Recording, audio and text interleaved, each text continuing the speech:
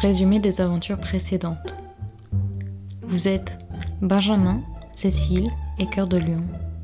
Vous avez hérité d'une maison qui appartenait à Monsieur Auguste.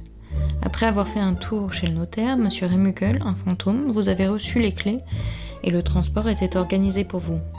Malheureusement, le capitaine de la péniche, Saint-Clair, a été emprisonné par son second, un loup-garou, qui utilisait ce moyen de transport pour participer à un commerce étrange, faire du jus de monstre.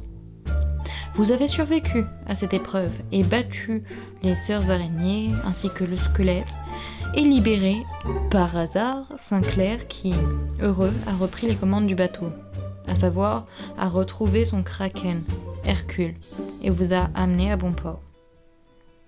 En arrivant chez vous, vous avez constaté que la maison était sans dessus-dessous, mise à l'envers par des gros bras de laisse qui devaient intimider le vieux qui vit là. C'est toujours cool d'avoir un vieux dans une histoire, c'est mystérieux. Le vieux en question, vous l'avez rencontré, c'était en l'air. Il porte bien son nom. On ne pige pas grand-chose à ce qu'il dit, mais il vous appelle cher maître, et ça fait plaisir. Une seconde surprise en arrivant chez vous, c'est d'y avoir rencontré un fantôme du nom de Jean-Victor.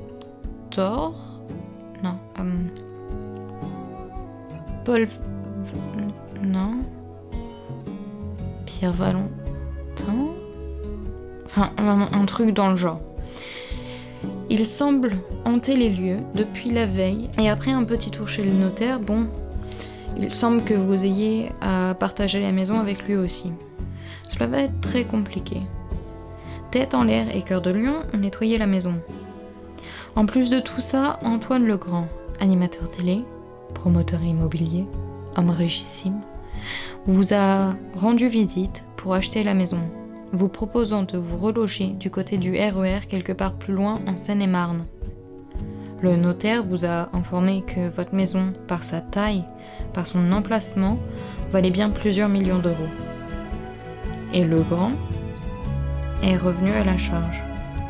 Déjà, pour récupérer son employé de l'Est que vous aviez séquestré, puis une matinée, très tôt, il envoie des serbo-bulgares croître pour régler des comptes. On appellera ce passage la grande raclée de l'escalier. Benjamin, par son charisme, a réussi à faire fuir les derniers attaquants. Vous venez de fermer la porte. Vous avez un cadavre sur les bras. Vous savez que vous ne devez tuer personne. Alors que vous réfléchissez à un moyen de vous débarrasser des preuves, vous êtes interloqué par un cafard qui était sur le cadavre. Vous l'avez enfermé dans un bocal. Tête en l'air, gentil comme il est, offre un revolver à Cœur de Lion pour le remercier d'avoir nettoyé la maison. Mais vous n'avez pas un seul instant de répit. Voilà que ça sonne à la porte de chez vous.